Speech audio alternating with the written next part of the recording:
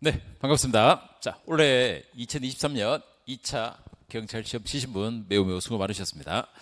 자, 그러면 일단 오늘부터 이제 정밀 해설 좀 해볼 텐데, 총평에서 제가 잠깐 말씀드렸습니다만 간략하게 아주 스피드하게 총평을 올려드렸는데, 이 총평 영상도 올라가 있으니까 여러분께서 한번 참고 보시고, 다시 말하지만 이번 2차 시험에서의 난이도는 중상 정도라고 볼 수 있습니다. 중상. 이 중상은 즉 작년 2차보다는 확실히 조금 더 다운됐지만 그러나 이번 1차보다는 올라왔죠. 그래서 향후에 이 경찰학이라는 문제가 출제될 수 있는 그 방향성과 아주 중요한 포인트를 많이 나타내 줄 수 있는 것이 이번 2차였다라고 평가할 수 있겠습니다. 그래서 아마 시험에서 현장에서 직접적으로 체감적으로 느끼셨던 수험생 여러분들은 굉장히 좀 어려웠다라고 평가가 일어날 가능성이 큽니다. 특히 합격권에 계신 분들도 어려웠다라는 평가를 할 가능성이 큽니다. 그 이유가 뭐냐면 이 문제가 갖고 있는 스타일이 변형하고 있습니다. 네, 이걸 수험가에서 굉장히 많이 놓치고 있는데, 제가 그래서 수업 때 기본 강의 때부터 계속 강조했듯이 이제 달라진다는 거죠. 특히 경찰학은, 이 경찰학이라는 이 과목은 이제 전공 과목으로서의 본색을 아주 리얼하게 드러낼 가능성이 매우 커지고 있습니다. 그걸 여실히 이번 2차에서 나타내주고 있고, 다음 연도 24년도 1차일 경우에 더 그 색깔, 즉 난이도가 더 올라갈 거라고 여러분은 각오를 하고 계셔야 될 상황입니다. 그래서 지금은 시작이라는 거죠. 시작. 그래서 이 경찰학은 전공 과목이라는 말씀을 드렸듯이 이 전공적 수준에서 이제 제대로 된 접근을 하지 않고 흔히 일반적 수험가에서 그냥 대충, 그러니까 기존의 대부분의 학습하듯이 뭐 기출 좀 풀어가지고 두 문자 몇 개 외워가지고 딱 돌려가지고 그대로 때려버린다. 떨어집니다. 그런 방식으로 절대 하셔서는 안 되고, 제가 제시하는 전공적 수준에서의 경찰학에 제대로 된 약간 학문적 스타일의 접근을 토대로 하여 이 과목이 갖고 있는 특징이 굉장히 독특한데, 학적 성격과 그리고 법적 성격과 그리고 실무적 성격을 종합적으로 아우를 수 있는 이런 중요한 시선을 갖고 있어야만 됩니다. 그리고 이것은 직무와 직결을 할 수 있는, 그래서 경찰학을 외워야 되는 것이 아니라 경찰학적 사고를 토대로 해서 객관식적 사고를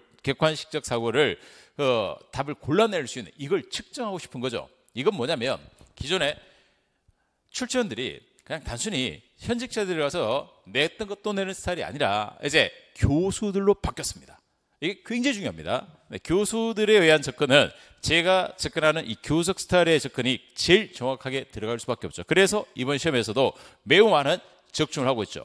물론 이번 출제 같은 경우는 교수들이 굉장히 꼼꼼히 또 냈습니다. 그래서 특정 문제와 특정 질문들은 정말 아주 꼼꼼히 디테일하게 아주 되어 들어왔는데, 그렇다고 해서 아주 예외적으로 벗어나진 않았습니다. 네, 한 문제에서 두 문제 정도 짜지는 일반적 수험 범위를 약간 벗어나서 난이도 조절을 한 거고, 나머지는 거의 다 기본적 이 경찰학적 성격에서 들어올 수 있는 것들을 갖고 있고, 또 하나 특징은 앞으로 경찰학이 행정학적 성격과 행정법적 성격의 이 영역을 좀 더 심화시켜 들어갈 거라는 걸 여실히 드러내고 있죠. 자, 이러한 것들 토대로 해서 여러분 총평 유튜브에도 올려드리고 있으니까 이런 것까지 동시에 한번 보시면서, 이제부터 시험을 보신 분은 당연히 잘 보셨을 것이고, 또 잘 못 보신 분은 다음을 준비해야 된다면 저와 함께 팩트 경찰학 김만희와 함께 이제 2024년 경찰학을 정말 고득점 합격하기 위해서 어떻게 봐야 될 것인가, 그걸 지금부터 기출을 토대로 해서 가장 빨리 업로드 시켜드리고 있으니까 스피드하게 한번 체크해 보도록 하겠습니다. 자,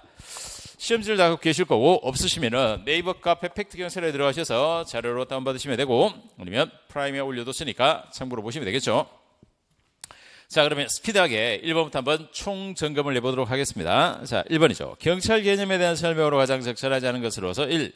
경찰 개념은 역사적으로 발전되고 형성된 개념이므로 근대 국가에서의 일반적 경찰 개념을, 자, 공공의 안전과 질서 유지라는 권력 작용, 바로 이게 포인트죠. 네, 이러한 작용, 이 정의를 토대로 해서 실정 법적 개념과는 꼭 일치할 수 없다. 즉 경찰 개념은 그 나라별로 상대적 성격을 갖고 있다. 일반 학습에서 자주 볼 수 있는 스타일의 문제였습니다. 두 번째, 실질적 의미의 경찰은 보안경찰과 협의경찰, 자, 이러한 형태로서 이제 광의적 개념에서 접근하죠. 구분하는 것이지만, 자, 보안경찰은 독립적 경찰기관이 관할하지만 협의행정경찰은 각종 일반 행정기관과 함께한다. 즉 직무 수행의 독자성을 기준해서 분류할 수 있는 기준이었습니다. 당연히 이번 내용도 합격권이라면 알고 있어야 될 내용이고, 3번, 18, 19세기에 등장한 법치국가는 절대주의적 경찰국가에 해당하는 의미에서 자유주의적 법치국가 성격을 갖고 있었고 바로 이 절대주의 경찰국가, 흔히 경찰국가 시대 요것과 다음에 나타나는 법치, 우리가 경찰국가라는 개념이 들어오고 나서 그 다음 자, 경찰국가 개념이 등장하고 그리고 나서 바로 법치주의적, 법치국가적 관점에서 경찰이 들어오게 되죠. 자, 이때를 토대로 해서 본격적으로 이제 경찰 권력을 좀 더 세분화시키면서 구체적으로 다듬어가게 되는 겁니다. 이 과정을 서술하고 있죠. 자, 그래서 여기서 나타났던 것들은 흔히 대륙계 국가들의 법적 개념에서 경찰 개념의 활동의 범위를 영역을 규정하고 있는 내용들인데 그래서 뒷부 보시면은 법치국가적 경찰 개념으로 법제화된 것은 1794년에 프로이센 일반란트법, 그렇죠. 프로이센 일반란트법, 그리고 프랑스 재화형벌법전, 그리고 나서 크로이츠베르크 판결, 그리고 나서 바로 프랑스 지방자치법전, 이러한 형태로서 우리가 이 근대적인 의미에서의 경찰법, 경찰 개념에서의 활동을 규정해 가는, 그래서 점차 그 권력을 축소시켜가는 방향으로 진행하고 있다라고 학습에서 봤던 내용입니다. 기본적 내용이고 4번에 경찰의 개념을 형식적 의미의 경찰과 실질적 의미의 경찰로 구별할 때 사법경찰, 수사경찰은 실질적 의미의 경찰이다. 자, 형식적 의미의 경찰은 조직법적 근거를 토대로 해서 들어간다라고 말씀드렸죠. 그렇기 때문에 실질적 의미의 경찰을 구별했을 때 수사경찰 같은 경우에 우리는 누가 합니까? 일반 행정의 수사 아니죠. 기본적으로 경찰, 즉 조직법적 근거에 의한 형식적 의미의 경찰에서 수사 기능을 수행하고 있는 거죠. 자, 그래서 실질적 아닙니다. 2번 경찰의 위험 방지 임무에서 자, 위험. 자, 이것도 기본적 개념 문제인데 위험에서 1. 경찰 개입의 대상이 되고 있는 위험은 행위 책임이 개한 것일 수도 있고 상태, 행위 책임, 상태 책임. 네, 책임상 정의고. 두 번째, 외관적 위험이 존재할 때 경찰 개입이 적법하더라도 원칙적으로 국가 손해배상. 자, 위험에 대해서 외관적 위험과 특히 오상 위험이 가장 큰 구별을 해둬야 될 부분들인데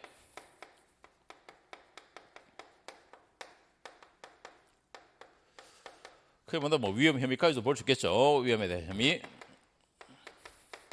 자, 이렇게 봤을 때 이 외관적 위험에 대해서는 바로 뭐다? 경찰의 개입이 적법합니다. 적법. 그래서 적법하기 때문에 경찰의 과실이 없죠.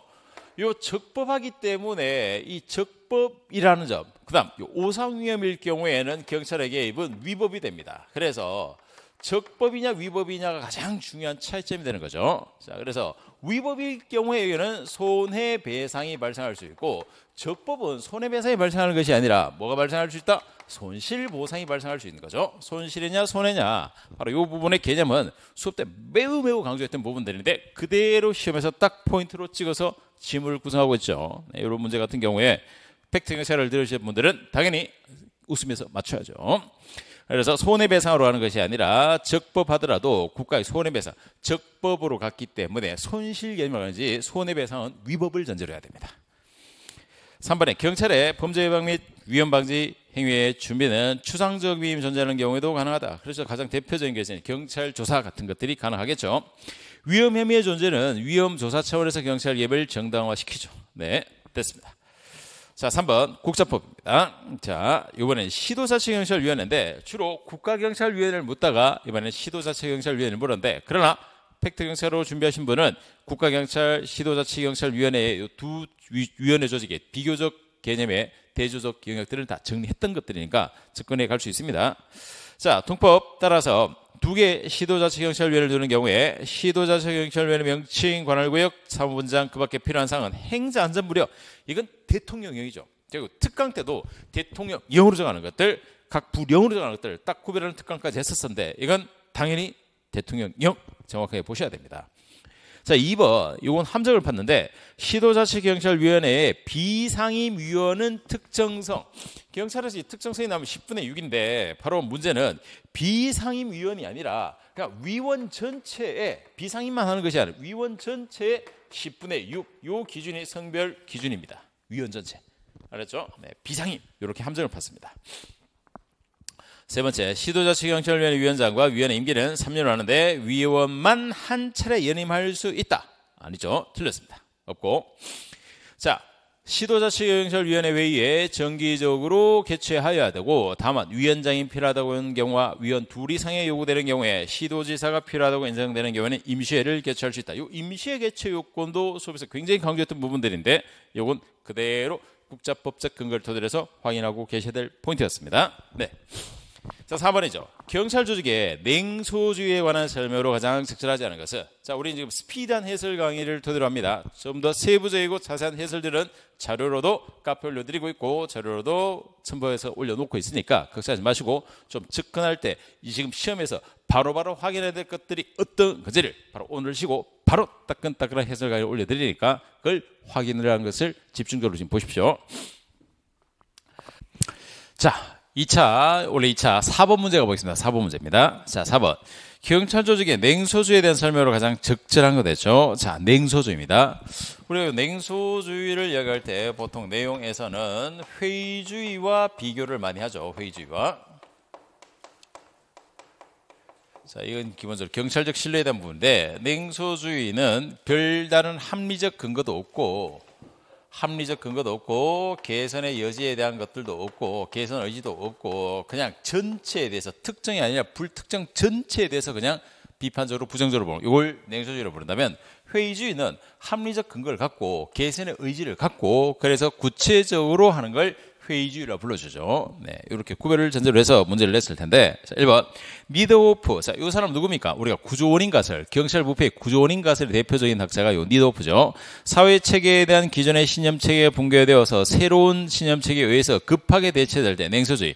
자, 냉소주의는 이게 아니고 이 설명 자체가 새로운 신념 체계에서 급격히 대체될 때 혹은 또 다른 질서가 없어 가치의 혼돈이 발생하는 현상, 이런 걸 이제 듀리켐 같은 사람이 아노미라고 부르죠. 아노미. 그러니까 이 1번 지문은 전혀 엉뚱한 해설에 대한 해당하는 설명을 그냥 훅 집어넣는 겁니다. 뭔가 들어봤지, 한번 곤란해 볼까, 이런 식으로 툭 집어넣은 거죠. 자, 그래서 이것은 1번은 틀렸고, 자, 니드호프는 구조원인 가설의 대표적인 학자고, 이번에 조직 내 팽배한 냉소주의는 경찰의 전문직업화를 제한하는 기제로 작동할 수 있다. 네, 전문직업화에 대한 기제, 바로 냉소주의가 팽배하면 아무래도 경찰에 대한 전문직업화적 성격이 약화될 수밖에 없겠죠. 네. 자, 3번에 회의주의와 비교할 때 냉소주의는 조직 내 특정한 대상을 합리적으로 의심을 통해서 신뢰하지 않는 것과 관련이 있다라고 했는데, 이건 냉소주의가 아니고 회의주의는 바로 합리적인 근거를 갖고 특정 대상에 대해서 그리고 개선의 의지를 갖는 거, 그게 없으면 냉소주의. 아무것도 안 돼, 해봐도 안 돼, 이런 식으로 부정해버리는 게 냉소주의라고 제가 말씀드렸죠. 이건 설명이 냉소주의, 회의주의가 바뀌었고, 4번에 냉소주의를 극복하기 위해서 가장 효과적인 조직관리 방안으로서 일하는 본래 게으르고 생리적 욕구, 안전의 욕구에 대한 자극을 주어 금전보상, 제재 등의 외적 요인에 반응한다고 상상하여 조직에 권위적으로 관리할 필요가 있다. 자, 이게 바로 흔히 이야기하는 맥그리거의 X이론적 개념, 맥그리거 이야기하고는 X이론과 Y이론의 인간형이 있는데, 이 냉소주의를 극복하기 위해서는 X주의를 하면 뭐한다? 더욱더 수동적으로 만들고 더욱더 피동적으로 만들어버리기 때문에 해결이 안 됩니다. Y론적 관리로 가야만 해결이 되는 거죠. 그래서 이것은 X이론에 대한 설명이기 때문에 틀렸습니다. 대안으로 안 맞죠. 네, 그래서 4번의 정답은 2번이 되겠습니다. 네. 자, 5번에 부정부패에 관한 설명으로 가장 적절하지 않은 것은 작은 호의를 제공받아 경찰관의 도덕적 부채를 느껴 그리고 이를 보충하기 위하여 결과적으로 선한 후속 행위를 하는 상황은 미끄러워진 경사이론 가설과 맥락에서 이해할 수 있다. 결과적으로 선한 후속이 뭔 소리 하고 있는 거죠? 말도 안 되는 소리 하고 있는 거죠. 말도 안 되는 소리. 이런 것들은 이론을 정확히 알고 있으면은 제가 말한 대로 말도 안 되는 소리를 하고 있네라고 씩 웃으면서 딱 골라낼 수 있어야 돼요. 자, 미끄러지기 쉬운 경사로라는 것은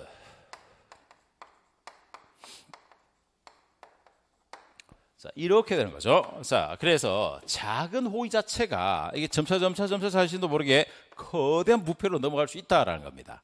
그래서 이게 미끄러진 경사로 이루어내는 건데, 이 지문에서 보고 있는 것은 작은 호의로 제공받은 경찰관이 도덕적 부채, 미안한 것 때문에 나중에 착한 일을 하게 된다?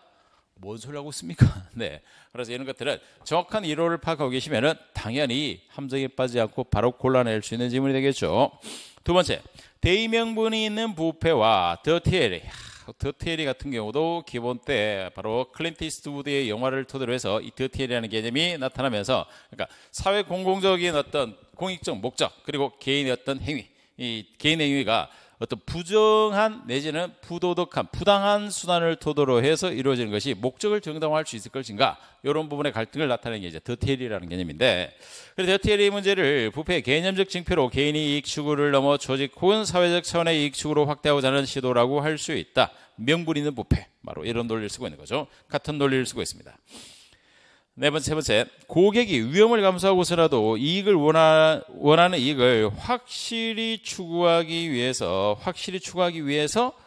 높은 가격의 뇌물을 지불하는 상황을 부패로 이해한다면, 인 하이덴하이머가 이야기하고 있는, 그렇죠, 시장적 관점, 관료적 관점이고 시장 중심, 즉 가격이라는 개념 속에서 어떤 것들이 나에게 더 이익이 되느냐, 이익이 되는 쪽으로 선택하겠다, 이런 걸 토대로 하는 것을 시장적 관점이라고 볼 수 있겠죠. 시장 중심적 관점의 뇌물입니다. 쉽게 말해서 이 위험이라는 것은 내가 뭐 체포될 확률이라든가 처벌받을 비율이라든가 이런 것들이고, 거기에 따라서 남는 이익, 부정을 저질렀는데 이익이 얼마 남을까, 뇌물을 내가 10억 주고 100억의 이익을 남긴다, 그러면 어떠하다? 하겠다. 이런 것들이 시장적 판단 가치에 의해서 나타나고 있는 분류의 부패의 분류라고 볼 수 있는 겁니다. 자, 4번, 공직자가 직무 관련하여 그 지위를 또는 권한을 남용하거나 법령을 위반하여 자기 또는 제3자 이익을 도모하는 행위는 부방위법상의 부패 행위, 정의죠. 네, 됐습니다. 자, 6번, 코엔펠드버그가 사회계약서로부터 노출한 경찰활동의 기준, 이건 전형적인 기본서적 내용이죠. 자, 생명과 재산의 안전보호, 경찰활동은 시민의 생명과 재산의 보호가 궁극적 목적, 바로 이거죠. 그래서 도망가는 범인이라 하더라도, 아무리 죄를 지은 범인이라 하더라도 우리 경찰은 생명과 신체 보호가 궁극적 목적이기 때문에, 그렇죠, 함부로 나쁜 악인 처단하듯이, 영화 이야기고 그런 행동을 해서는 안 되는 거죠. 궁극적 목적은 바로 이러한 생명과 신체 보호입니다. 가장 대표적인 게 경찰에서 판례로 나왔던 오토바이 폭주적 단속하다가 사망했던 사건, 이런 것들이 가장 대표적이었죠. 두 번째, 냉정하고 객관적인 자세. 자, 과거 아버지의 가정폭력을 경험한 갑경찰관이 가정폭력 사건을 처리하면서 모든 문제는 남편에게 있다고 단정짓는 거, 네, 이거 완전 기본서에 그대로 들어가 있는 적중되는 내용들이라고 볼 수 있겠습니다. 네. 자, 공공의 신뢰는 갑을 경찰관이 공명심에 앞서서 상부의 보고도 없이 혼자 탈주범을 검거하려다 실패하는 거, 이 공공의 신뢰에 대한 것이 아니라 협력의 원칙에 어긋나는 거죠. 네. 자, 공정한 접근의 보장은 경찰의 법 집행 과정에서 발생하는 차별과 편들기, 그렇죠, 차별 편들기, 가장 대표적인 공정한 접근에 대한 예외적인 사례들이라 볼 수 있겠습니다. 또 기본서에 있는 내용 그대로 정의되어서 지문화되었으니까 충분히 볼 수 있는 문제였습니다. 자, 7번 가보죠. 부정청탁 금품수 금지에 관한 법률입니다. 이 법도 중요 법인데 이해충돌방지법과 더불어서 중요한 법으로서 반드시 봐둬야 될 내용들이 들어와 있는데, 자, 시행령까지 간다면 공직자 등의 직무 관련 여부와 기부 후원 증여 등의 명목에 관계없이, 그렇죠, 부정청탁 방지, 자, 요 정도의 숫자, 그래서 객관식이지만 기본적 암기는 해줘야죠. 이런 거는 암기를 하는 거고, 이해할 건 이해하는 거고. 그래서 과거처럼 말도 없는 터무니없는 두 문자에 그냥 암기만을 위한 암기의 경찰학이 아니라는 걸 보여주고 있는 건데, 이 정도는 필수적인 내용입니다. 자, 기본적으로 부정청탁 금지에 관한 법률에 의한다면은 지금 1번처럼 이 수수, 뇌물수수 관련돼서, 자, 직무 관련성 여부 그리고 대가에 대해서, 자, 1회에 100만 원이고 당 회계연도 연이죠. 연 300만 원을 초과해서는 안 되고, 그리고 음식, 경조사비, 그리고 선불, 이게 얼마였죠? 그렇죠, 3만 원, 5만 원, 5만 원 체제에다가, 그리고 예외적으로 농수산품 관련되는 것들은 10만 원까지 예외를 두고 있었죠. 여기에다가 물론 추석, 설날까지 가게 되면 20만 원까지 예외, 이게 이제 규정상에 들어와 있는 것들입니다. 요걸 토대로 해서 1번 지문을 구성했으니까 됐고, 그래서 바로 이 100만 원 때문에 검사들의 그 불기소 세트 98만 원, 이런 무리스러운 판결이 나오기도 했죠. 자, 이번에 경찰청에서 근무하는 갑총경은 A전자회사의 요청으로 시간당 30만 원의 사례금. 자, 외부 강의의 경우에 사례금의 상한은 40만 원입니다. 그런데, 자, 40만 원인데, 그러면 뭐야, 30만 원 별 문제 없군요. 그런데 A전자회사, 삼성일 가능성이 크죠, 전자회사. 자, 직원을 대상으로 자신의 직무와 관련되는 3시간짜리 강의를 월 1회 자, 월 1회, 그러니까 월 3회를 초과할 수 없기 때문에 외부 강의를 가더라도 월 3회를 초과할 수 없기 때문에 월 1회까지는 괜찮아요. 그런데 총 3개월간 진행하고 갑천경을 지급받을 수 있는 최대 사례금의 총액은 270만 원이다. 자, 이건 함정인데, 자, 시간당 요거는 40만 원 기준인데, 자, 이 사람은 이 한 시간당 30만 원이니까 40만 원 안 넘었네. 그렇다면 3시간을 강의하고 그것도 한 번에 3시간을 한 달에만 강의하고 3개월이 거쳤으니까 그러면 뭐 90만 원에다가 3개월이니까 곱하기 3하면 270만 원이네. 맞네. 이런 단순함을 위장한 함정 지문입니다. 자, 요 시행령에 이번 수업 때 아주 중요하고 꼭 알아두세요라고 말씀을 드렸었는데, 시행령에 나하호에 어떻게 적용되고 있냐면, 자, 초과하는 월 시간당 40만 원을 기준으로 하는데, 초과할 경우에는 100분의 150을 이라는 요 금액을 전제로 하고 있는 거죠. 즉 40만 원에 100분의 150이니까 결국은 60만 원까지입니다. 그런데 나호에 요 지문에서 보시면은 뭐가 들어가 있냐면 3시간짜리 강의를 월 1회 3개월간 진행하였다라고 되어 있지만, 바로 나의 1시간을 초과해서 강의하더라도 총액은 시간에 관계없이 시간에 관계없이 바로 1시간당 100분의 150을 넘어갈 수가 없게 되어 있습니다. 그러니까 단순히 1시간에 30만 원으로 3시간씩 강의해서 3개월 했다, 이게 아니라 바로 뭐다? 시간에 관계없이, 알겠죠? 시간에 관계없이 그 금액의 범위를 한정하고 있는 거죠. 그래서 100분의 150을 넘어갈 수 없다, 그래서 60만 원을 넘어갈 수 없다, 이렇게 한정하고 있는 겁니다. 알았죠? 네, 그 범위를 그 나항에 있는 단서 조항을 놓쳤을 경우에 3시간, 그래서 1시간에 30만 원이니까 곱하기 3 그리고 3개월간 맞네, 난 계산을 참 잘했어. 아닙니다. 알겠죠? 이 경찰학에서 이런 문제들이 예전처럼 뭐 시간 곱하기 해가지고 총 몇 시간입니까? 이런 문제, 이런 추접한 문제 안 낸다고 했죠? 교수들. 알겠죠? 출제풀이 바뀌었고, 지금 같은 경우에 굉장히 젊은 교수들이라서 이 출제풀을 형성하고 있기 때문에 그러한 올드한 문제들을 제발 좀 버리세요. 그런 사고를 버리셔야 됩니다. 자, 여기서는 단서 조항에 의해서 함정을 봤던 문제고, B. 자, 3번에 B자동차 회사. 현대겠죠? 현대로 갑시다. 요청으로 자신의 직무와 관련된 외부 강의를 마치고 소정의 사례금으로 약속받은 경무관은 대통령으로 정하는 바에 따라서 외부 강의 명세자 기관장에게 강의를 마친 날로부터 10일 이내, 그렇죠? 서면 신고는 10일 이내, 10일로 합니다. 여기다가 보완 신고 같은 경우에 며칠입니까? 5일이고, 그리고 초과 금액에 대해서는 2일, 요거죠. 10일, 5일, 2일. 이걸로 숫자적인 부분을 건들고 있죠. 바로 밑에 4번의 함정을 같이 파고 있습니다. 4번 같이 넘어가 보죠. 자, 사단법인 시학회가 주관한 개최한 토론회에 참석하여 자신의 직무와 관련된 토론을 한 경감이, 자, 상한액을 초과하는 사례금, 이겁니다. 초과 사례금이에요. 초과 사례금은 자, 받은 사실 앞날로부터 2일, 그렇죠? 초과 사례금은 2일, 기본적으로는 10일, 보완식으로 5일, 초과 사례금 2일, 이렇게 딱 규정하고 있는 거죠. 그래서 이것은 한꺼번에 10일, 5일, 3, 2일 이렇게 해서 팩트 총 정리할 때, 테마 정리할 때 했던 것처럼 딱 요건 묶어서 같이 정리해버리면 됩니다. 됐습니다. 8번 갑니다. 자, 경찰 인권보호규칙상 인권보호규칙, 자, 시도경찰청 인권위원회. 이 문제 같은 경우에 제 기본 강의, 지금 8월에 들어와 있는 기본 강의에 어제 제 수업을 들었던 기본 강의 참석하는 초시생들은 이거 엄청 강조했는데 거기서 포인트로 알려드렸던 내용이 그대로 들어와 있죠. 네, 맞추실 거고, 당연히 재시생이라든가 공부가 좀 되신 분들은 이 인권규칙에 대해서는 당연히 전제를 하셔야 됩니다. 자, 당연직위원회 위원으로서 요 명칭 주의하라고 했는데 드디어 시험에 제가 의도한 대로 딱 들어와 있죠. 경찰청은 청문감사 아니고 경찰청은 감사관이고, 시도청이 어떻습니까? 청문감사 인권담당관. 이렇게 주어져 있죠. 명칭이 바뀌었습니다. 두 번째, 경찰청 인권위원회와 시도경찰청 인권위원회 각각의 위원장과 위촉위원회 임기는 위촉된 날로부터 2년으로 하고, 2년. 자, 위원장의 직은 연임할 수 없고, 위촉위원은 3차례만, 아니 3차례씩이라 연임 이런 거 없습니다. 두 번. 자, 경찰청 인권위원회와 시도경찰청 인권위원회 정기회의는 각 분기 1회다. 이건 파이널 특강에서 제가 주기별로 잘라가지고 주의하세요라고 한번 특강 때도 그대로 적중했던 내용인데, 시도청하고 바로 들어와 있는 이 경찰청은 다르죠. 경찰청은 어떠한다? 매월 시도청이 분기 1개월이냐 3개월이냐 요 단위가 달라집니다. 그래서 경찰청이 자주 하는 거예요. 반대로 해서 하시면 안 됩니다. 수업 때 이렇게까지는 강조했었는데 그대로 들어왔죠. 네. 자, 그래서 틀렸고, 자, 4번에 특강했던 것들은 자료로 동영상 가기까지 올라가 있으니까 딱 보시면 바로 아 이거였군 하고 확인하실 수 있을 겁니다. 자, 경찰에 직에 있거나 그 직에서 퇴직한 날로부터 3년이 지나지 않은 사람은 그렇죠. 위원이 될 수 없다. 3년 맞습니다. 자, 8번 가보죠. 적극적 행정.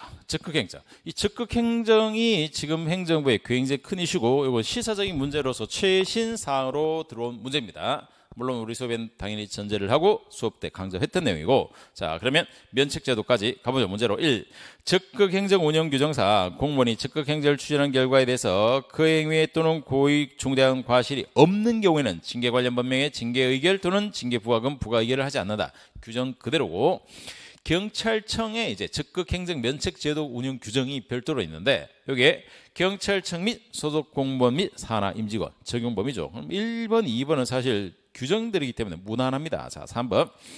경찰청 적극 행정 면책 제도 규정에 5조 1항 3호의 요건일 경우에 자체 감사한 사람이 대상 업무를 처리하면서 중대한 절차상 하자가 없고, 그리고 자체 감사를 받는 사람 대상 업무 사이에 사적 이해관계 없을 것, 요 두 요건을 갖춘 경우에 이에 고의 중대나 과실이 없는 경우에 해당하는 것으로 추정한다라고 되어 있죠. 그래서 면책제도 예외가 바로 이런 사적 이해관계라든가 하자가 없어야 됩니다. 있으면 안 되는 거죠. 자, 네 번째. 적극 행정 운영 규정. 자, 이 조항 자체. 자, 누구든지 공무원을 소극행정을 국가인권위원회 그냥 뜬금없이 그냥 쓱 집어넣은 거죠. 적극 행정의 단위는 각 기관별로 하는 겁니다. 알겠죠? 근데 그런 걸 모든 걸 전부 다 국가인권위원회를 한다고 우리나라 19개 부처가 다 그쪽으로 갈까? 아닙니다. 각 기관별로입니다. 그래서 요 국가인권위원회가 운영하는 소극행정신고센터가 아니라 중앙행정기관장이라든가 소극행정센터로 신고할 수 있는 겁니다. 소극행정신고센터가 별도로 있는 거죠. 국가인권위원회는 그냥 뜬금없이 출전이 끼워 넣습니다. 자, 10번 가보세요. 자, 이런 문제들이 바로 교수들이 들어와서 이제부터 문제의 경찰학의 변화를 주면서 나타나고 있는 문제들이 바로 이런 문제들입니다. 기존에 현직자들이 내는 그런 스타일과는 달라지기 시작하는 것들입니다. 자, 그러면 지역사회경찰활동, 자, 바로 이 커뮤니티 폴리싱, 폴리싱 개념을 제가 수업 때 굉장히 강조했었는데, 폴리싱적 관점에서 적절하지 않은 것은 범죄가 자주 발생하는 시점에 강제력 경찰력을 집중적으로 배치하여, 이게 아니고, 자, 발생하는 시점에 집중적 배치하여 예방 효과를 극대화한다. 이러한 집중 배치 개념이 아니라 이 지역 경찰 활동이라는 것은 크게 전통적인 경찰 활동과 대비해서 지역사회 경찰 활동이라는 커뮤니티 폴리싱이라는 요 개념을 쓰는 거죠. 그래서 전통적 경찰 활동은 사후 진압적 관점이고, 지역 경찰 활동의 개념은 어디에 포커스를 둡니까? 사전적이고 예방적이고 순찰. 그래서 스콜릭 같은 경우도 순찰해야 된다. 스콜릭이라는 학자가 순찰해야 된다. 예방 중심으로 가야 된다라고 아예 네 가지 특징을 딱 규정하고 있죠. 그리고 또 하나, 전통적인 아주 집권화되는 강력한 권력에 의해서 간다면, 지역사회는 분권적 개념에서 시민들의 참여까지 동반하는 거죠. 그래서 여기서 전통적 관점에서는 범인의 검거율 이런 것들을 지표로 삼죠. 하지만 지역경찰활동은 아니죠. 자, 이러한 것들이 가장 대조적인데, 이 대조적인 개념을 토대로 해서 커뮤니티 폴리싱을 묻고 있는 겁니다. 그래서 이런 강제 경찰력을 집중 배치하는 것이 아니라 예방과 순찰 위주로, 그리고 지역 주민과의 소통 위주로, 그리고 이렇게 분산 분권된 거에다 또 하나 더 들어갈 수 있는 것은 내부 개혁까지 간다고 말씀드렸죠. 자, 그래서 이번에 목적과 우선순위를 결정할 때 시민의 참여, 그렇죠. 그리고 사후적 대응보다는 사전적 예방. 그리고 경찰은 지역사회 내 지방자치단체 학교 등의 공적 주체들은 물론 이런 사적 주체와도 파트너십. 파트너십 뭐예요? 파트너십. 바로 참여가 파트너십입니다. 대등한 협력적 관계. 파트너십을 우리말로 한다면 협력하는 겁니다. 협력. 유착되는 게 아니고, 알겠죠? 협력하는 겁니다. 이렇게 해서 문제를 볼 수 있겠습니다. 자, 11번. 자, 경찰이 수행하는 범죄 예방 활동. 자, 범죄학 해당하는 영역들이 우리 경찰학 순경 범위에는 조금 들어와 있는데 전체 범죄학은 아니지만, 자, 그래서 이 지금 톤리와 페닐턴의 이 범죄 예방 전략 유형과 그리고 밑에 사례를 연결해서 보세요라고 되어 있는 문제인데, 물론 이 페닐턴의 범죄 예방 유형을 다 외우거나 알고 있었다면 참 좋겠지만, 과연 수험생 중에 이런 걸까지 브링트맨까지는 알고 계실 텐데 이 페닝턴까지 알고 있는 수험생이 몇 명이나 되겠습니까? 자, 이 문제는 이건 출제원이 흔히 이 톤리 거를 모르더라도 가나다에 있는 것과 기억니드라는 것을 사례를 적용해서 추론 형태로 맞출 수 있도록 낸 겁니다. 자, 이게 바로 뭐냐면 여러분이 단순 두 문자를 그냥 암기만 하고 있는 학생들이 이런 문제를 봤을 때 굉장히 낯설하고 힘들어할 수밖에 없겠죠. 그런 걸 노린 문제입니다. 알겠죠? 그럼 이 문제가 절대적으로 어렵다고는 할 수는 없습니다. 사실은. 그런데 당황할 수는 있겠죠. 바로 이런 점들을 여러분이 경찰에서 앞으로 굉장히 주의할 수 있는 포인트 중에 하나입니다. 자, 그렇다면 자, 가를 보시면은 자, 가나다 서술이 돼 있고 자, 읽어보셨다는 전제하에 자, 보기 2를 보시면은 상황적 범죄냐, 지역사회 기반 범죄냐, 그리고 발달적 범죄냐, 법 집행을 통한 범죄 억제냐. 자, 이런 거죠. 자, 그러면 가에서 경찰서 여성 청소년 담당 부서 운영하고 있는 학교 전담 스쿨 폴리스 학교에 배치되어서 학교 폭력 예방 등의 학교 폭력 관련 예방과 가해 선도 등의 사후 관리 역할을 담당하고 학대 예방 경찰관은 미취학 혹은 장기 결석 아동에 대해서 점검하고 바로 이러한 것들에 대해서 더 나아가서 모니터링도 하고 학대 위험성을 일으키고 있는 안전을 확보하는 역할을 담당하고 있다. 그러니 바로 이러한 것들은 전형적인 이 예방 중에서도 어딥니까? 바로 어린이 청소년을 대상으로 하는 학교 폴리스부터 시작해서 발달적 범죄 예방에서 들어갈 수 있는 접근의 영역이 됩니다. 나 같은 경우에 여성 1인 가구 밀집 지역. 자, 요건 지역은 지역인데 어떠하더라?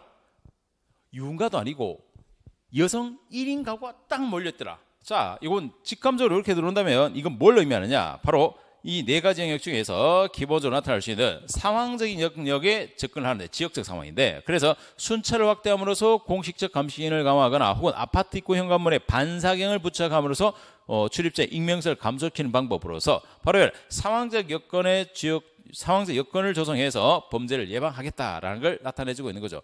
1인 밀집 지원의 특징, 그리고 뭐 거울 반사경을 장치를 한다든가 뭐 여성 안전 도우미를 설치한다든가 이런 개념들을 토대로 해서 요 상황적 지역적 특색에 대한 것들을 예방적 차원과 결부시키고 있는 거죠. 상황 접근적 관점입니다.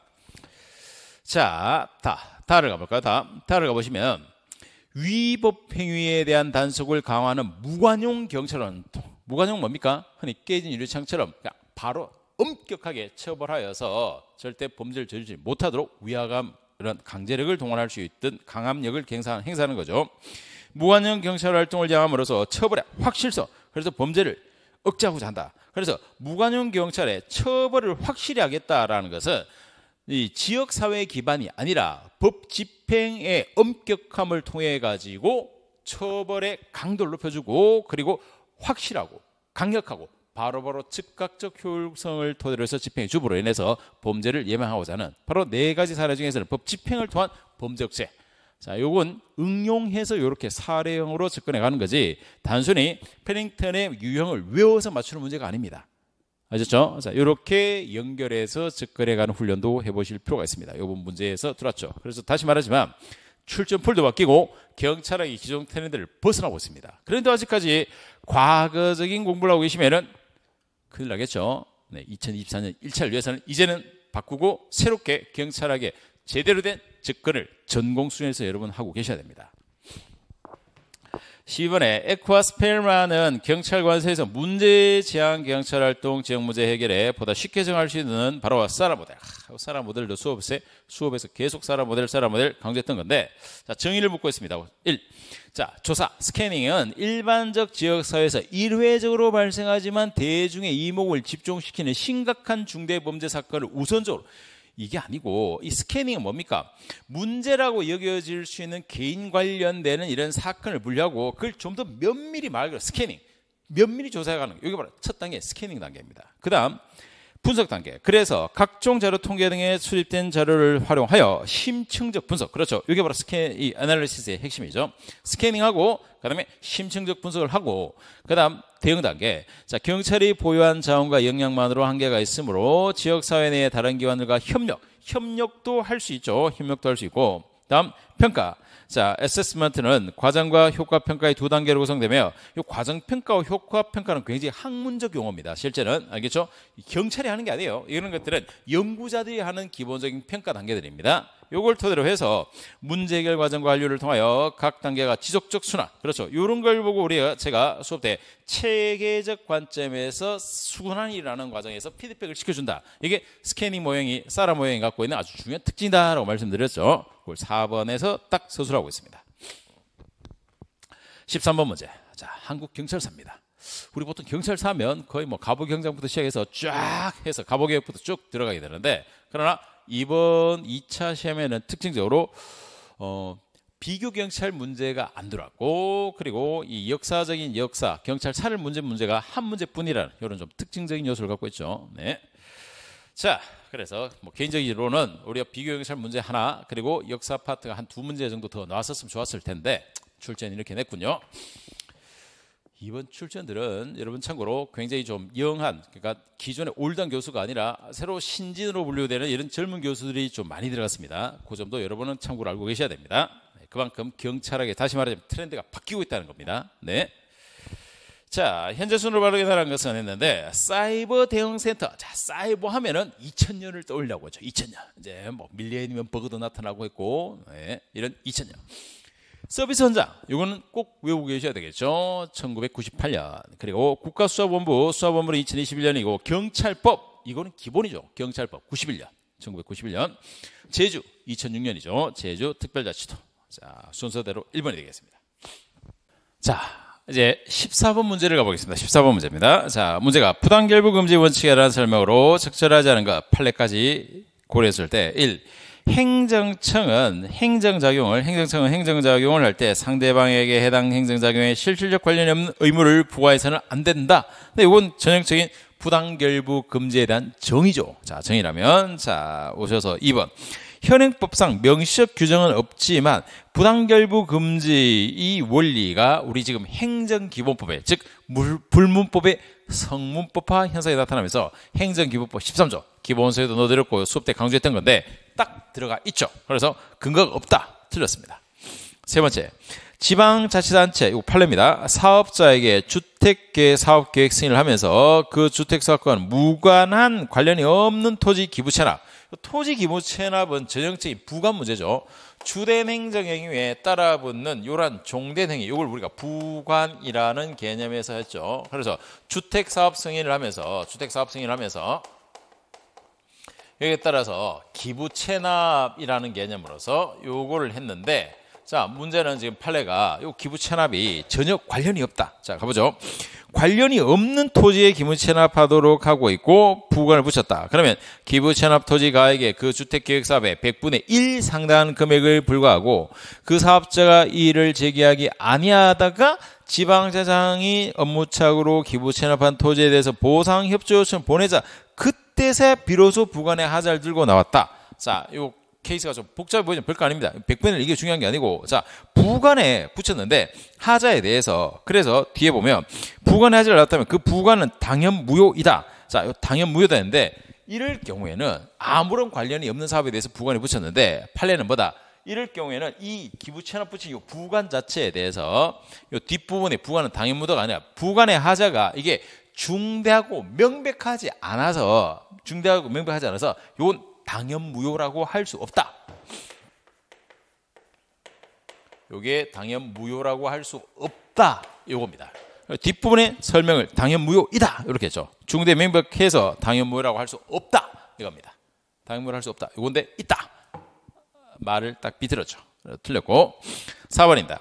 갑이 자 혈중 알코올 농도 0.14%의 주치 술 먹은 상태에서 100이랑 125cc의 이륜 자동차를 운전하였다는 이유로 갑의 운전면허 1종 대형, 1종 보통, 1종 특수, 2종 소형을 취소한 것은 갑이 음주운전 상태에서 운전을 하지 않으면 안 되는 부득이한 사정이 없더라도 재량권의 일탈 남용한 것이다. 자, 이 복수운전 면허에 따른 것들인데 일탈 남용한 것이다라고 했는데 이 케이스는 뭐냐면 자. 지금 이 문제된 게 주치 상태에서 100이랑 120 이륜 자동차를 운전하는데 이 갑이 갖고 있던 운전면허가 갑이 운전면허를 뭘 갖고 있었냐면 1종 대형, 1종 보통, 1종 대형 그리고 1종 보통, 1종 특수, 대형 구간까지, 1종 특수까지, 대형 구간. 자 이거죠. 우리가 운전면허 구조를 본다면 1종 대형 면허를 갖고 있으면은 이런 보통 이런 걸 갖고 있으면은 밑에 이륜차 운전면허증을 별도 안 받더라도 당연히 운전할 수 있죠. 포괄 관계 있는 거죠. 포섭 관계. 이런 구조이기 때문에 그러면 음주운전이 된 건 이건데 요 이륜차에 대한 음주운전을 취소하기 위해서 이거까지 취소하는 것 이게 왜 타당하냐? 요게 이제 이 사람이 이의제기한 거죠. 소송을 건 되는데 그래서 부득이한 사정이 없더라도 재량권 일탈 남용한 것이 아니라 이게 뭐다? 복수운전 면허사에 포함 관계 있기 때문에 요걸 운전하려면 이 1종 대형만 있으면 당연히 2종 2륜은 없더라도 이 운전이 가능하기 때문에 1종 대형 면허까지 같이 취소하는 건 일탈 남용이 아니다. 이 케이스입니다. 근데 여기 보시면은 없더라도 저는 일탈 남용한 것이다. 그래서 부당 결부 금지 원칙도 아니고 함께 취소해도 된다. 판례가 이렇게 나왔던 대법원 판례죠. 예. 운전면허에 포함 관계만 딱 알면 되는 판례입니다. 뭐 1종은 어떻고 대형은 어떻고 이게 문제가 아니고. 알겠죠? 여기에 핵심적 포인트를 뒀던 문제였습니다. 그래서 14번의 정답은 1번이 되겠습니다. 15번 기본법입니다. 자, 행정기본법.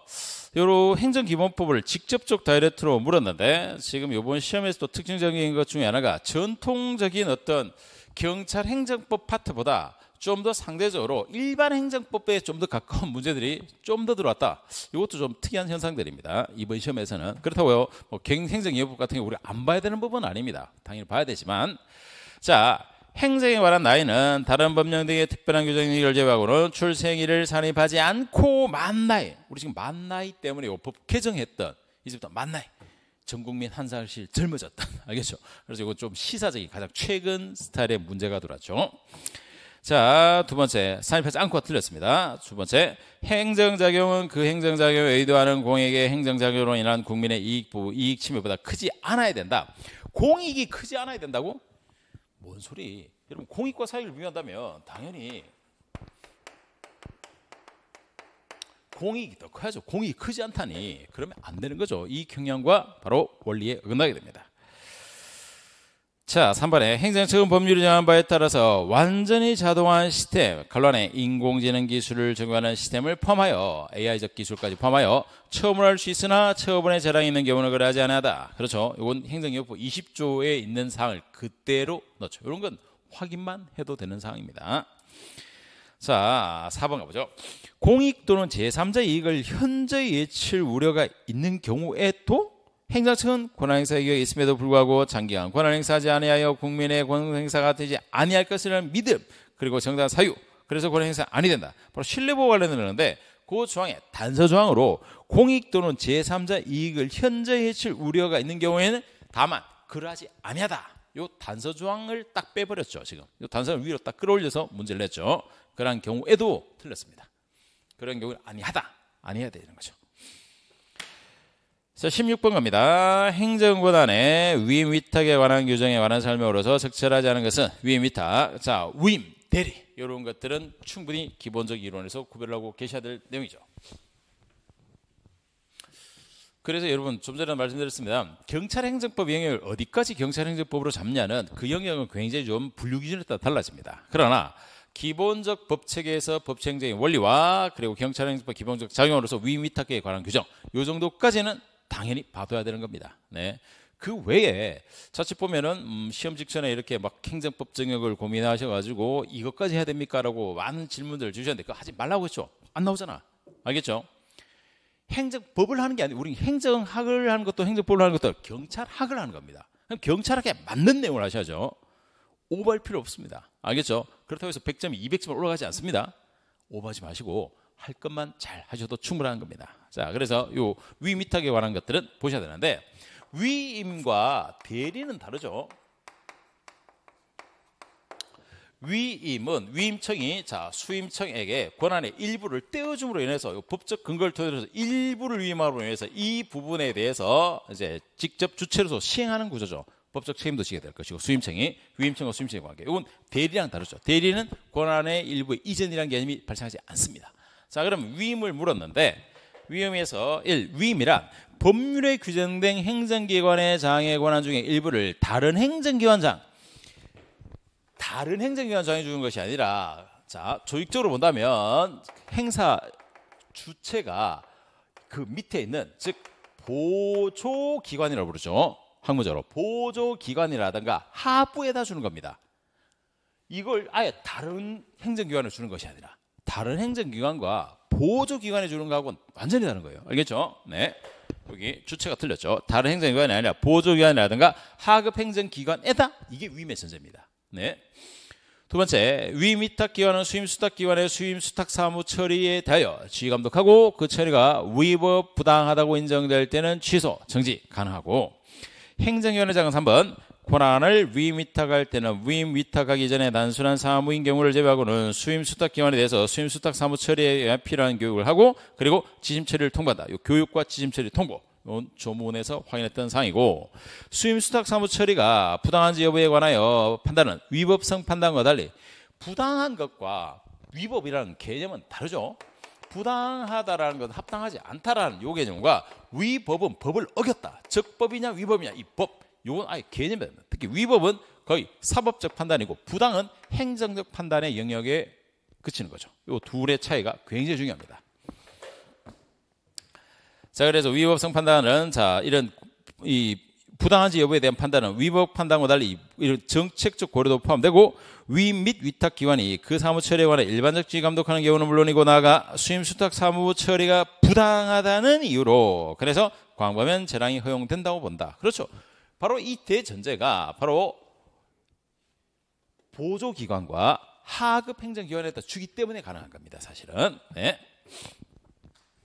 자, 17번. 행정상 법률관계에 대한 설명으로 적절하지 않은 것은 자, 판례입니다. 판례. 자, 판례. 우리는 스피드하게 점검을 해보는 겁니다. 지금 기출을. 알겠죠? 이미 기출은 이미 확정되고 나왔습니다. 그렇죠? 자, 그래서 점검을 하는 건데 자, 1. 국유재산의 관리청이 그 무단점유자에 대해서 하는 변상금 부과 처분 이런 건 헷갈릴 필요 없죠. 처분이죠. 자, 행정행위로서 처분성이 인정되고 근데 그것도 변상금. 자, 처분이 갖고 있는 기본적으로 우리가 행정행위를 분류할 때 분류체계로 본다면 자, 법률행위적 행정행위와 그중에 명령적 행정행위, 형성적 행정이 나눌 텐데 명령적 행정행위 중에서 대표적인 게 뭐가 있습니까? 바로 하명. 이 하명의 내용 중에 자기, 부자기, 수인, 급부가 들어가는 거죠. 그래서 이 내용 부가 처분이에요. 그럼 행정행위인데 너 돈 내 이거죠. 뭐 세금 부과 처분이나 변상금 부과 처분 처분입니다. 자, 이럴 경우에는 바로 뭐다? 그렇죠. 바로 돈 내라. 급부 하명이 되는 겁니다. 급부 하명. 그럼 급부 하명인데 이걸 단순히 사경제 주체로 생각할 사법상의 법률행위 계약과는 다른 거죠. 처분에 의해서 돈 내라고 위에서 권력적인 작용에 의해서 돈 내라고 부과시킨 겁니다. 그러므로 사법상 계약에 대등성을 전제하는 것이 아닌 겁니다. 네, 틀렸죠. 사법상 법률행위 아닙니다. 자, 만약 이게 사법상 법률행위로 갔었다면 차라리 이 국유재산에 대한 변상부와 처분의 소송 구조도 완전히 달라지겠죠. 어디로 갑니까? 그렇게 되면 그렇죠. 이런 건 당사자 소송으로 가버립니다. 항고 소송으로 가는 것이 아니라 소송도 다르고 성격도 다르고 완전히 달라지는 거죠. 자, 2번 국가나 지방자치단체에 근무하는 청원경찰은 국가공무법이나 지방공무법상의 공무원은 아니지만 근무관계를 사법상 고용관계로 보기는 어렵다. 자, 청원경찰에 대한 특징이었죠. 원천징수자가 비록 과세관청과 같은 행정청이라 하더라도 그의 원천징수 행위는 법령에 규정된 징수 납부 의무를 이행하기 위한 것에 불과한 것이고 공권력 행사로서의 행정처분에 해당하는 것은 아니다. 또 판례, 원천징수에 대한 판례. 국립교육대학 학생에 대한 퇴학처분 행정처분이다. 행정처분이냐 아니냐. 바로 이런 것들이 바로 판례에서 나왔던 대표적인 케이스죠. 퇴학처분은 국립대학이라서 그렇습니다. 사립이 아니에요. 국립이니까 국립서울대 케이스였는데 바로 이것은 행정처분이다. 맞습니다. 퇴학이니까 권리 의무 영향을 줬다. 이렇게 판단하는 거죠. 행정 내부적 절차에서 그쳤던 건 아니다 이겁니다. 퇴학이니까 그랬던 겁니다. 예를 들어 일주일간 출석 정지라든가 이러한 것이었으면 달라졌습니다. 예, 국립대학이고 퇴학. 그래서 처분으로 인정했죠. 퇴학 처분. 물론 나중에 이제 이 케이스는 나중에 이제 시간상 경과에 따라서 권리 이익이 있는 염려까지도 확장됐던 케이스인데 자, 우선 간단하게 나왔으니까 참고로 보시고 자 18번 국가경찰과 자치경찰의 조직 운영을 하는 법률상에서 국가수사본부장 보통 경찰청장 그리고 국가경찰위원회 이걸 주로 많이 했었는데 이번엔 그래도 교수들이 꼼꼼하게 이번엔 국수본부장까지 한번 건드려봤죠. 자 국가수사본부장에 대해서는 바로 국자법 16조 조항에 1, 2, 3 쫙 해서 규정하고 있는 사항 그대로입니다. 확인적 팩트적 점검이죠. 자 본부장의 계급 치안 정감 총감은 큰일 나겠죠. 당연히 정감이죠. 정감. 그리고 국수본부장이 정감의 위치를 차고 있다는 게 굉장히 넘버 투적 관점을 갖고 있는 거죠. 국가수사본부장은 경찰청 외부를 대상으로 모집하여 임용하는 경우에 정당의 당원이거나 당적을 이탈한 날로부터 3년, 이건 3년은 동일합니다. 3년. 그리고 될 수 없고 국수본부장이 직무를 집행하면서 헌법이나 법률에 위반했을 때는 국회는 대통령에게 해임을 건의한다. 해임 건의가 아니라 뭘랍니까? 탄핵소추. 탄핵소추. 결정 아니에요. 탄핵 심판 어디서 합니까? 헌재에서는 탄핵 소추가 일어나는 거죠. 탄핵 소추 틀렸습니다. 그래서 국수본부장 임기는 2년 중임할 수 없다. 네, 경찰청장과 똑같이 아주 중요한 자리이기 때문에 이렇게 임명에 특별한 제한을 두고 있죠. 19번 자 징계입니다. 징계. 공무원의 피징계인에게 징계 사유가 있어서 징계 처분을 하는 경우에 어떤 처분을 할 것인지 징계자의 재량이 맡겨진 것이고 자 징계 재량. 다만 징계권자가 징계권 행사로 한 징계 처분의 사회통일상 현장의 타당성을 이뤄 징계권자에 맡긴 재량을 남용. 결론 남용입니다. 남용과 남용이라든가 일탈 이런 것들은 이제 위법성으로 넘어갈 수 있겠죠. 자 2번 동료 경찰관에 대한 성희롱을 이유로 징계에 의하여 해임 처분을 받은 경찰관은 지금 이 2번 문제는 성희롱이 문제가 아닙니다. 해임이에요. 본질이 해임. 해임. 우리 징계 중에서 중징계 중에서 그 중징계 그 중에서도 해임과 파면이 제일 강력하죠. 경징계와 중징계 중에서 중징계 그 중에서도 바로 강등이라든가 이런 것이 아니라 해임과 파면. 중요한 점은 해임과 파면이 강등이라든가 정직과 다른 점은 여기서부터는 아예 신분관계가 아웃돼 버리죠. 이게 중요한 차이입니다. 그래서 해임과 파면일 경우에 자 이거 아주 주의하세요라고 수업 때 아주 강조했었는데 일반 공무원은 해임일 경우에 3년 파면일 경우에 5년 내 요 제한 기한을 둡니다. 하지만 경찰 공무원은 어떻다고 했죠? 일반 공무원 달리 해임이든 파면이든 다시 경찰로 온다 못 온다? 못 옵니다. 그냥 잡 아웃으로 끝나버립니다. 이게 해임과 파면이 갖고 아주 강력한 점이죠. 경찰 징계에서. 요걸 건드렸죠. 그래서 지금 성희롱이 아니라 해임 받았어요. 근데 3년이 지나면 다시 들어온다? 이건 일반 공무원 이야기고 경찰은 안 됩니다. 해임, 파면. 다시 임용 불가죠. 3번. 징계 의결 요구를 받은 징계위원회는 그 요구서를 받은 날로부터 30일 이내에 30일, 요건 중요한 기간이죠. 체크하셔야 되고 징계 의결을 나누거나 부득이한 사유가 있을 때 해당 징계 의결을 요구하는 경찰관의 장애 승인을 받은 30일 이내 연기. 네. 징계위원 4번에 징계위원회 징계 등 의결하였을 때 지체 없이 징계 등 의결을 요구한 자에게 의결서 정본이 되고 4번 하면 안 됩니다. 정본이에요. 정본. 징계는 방금 굉장히 엄중한 절차라서 정본입니다. 4번을 전달하다 이러면 안 되고 정본 맞습니다. 그러니까 법조항이라더라도 모든 걸 다 외워야 되는 것이 아니라 제가 기본 강의와 기출 그리고 컬에서 강조했던 사항만 정확하게 보시면은 시험 지문에 거의 그들을 사용하는 거죠. 아무거나 막 넣지는 않습니다. 네. 출제에도 기본적 상식이 있는 거죠. 네. 자, 20번.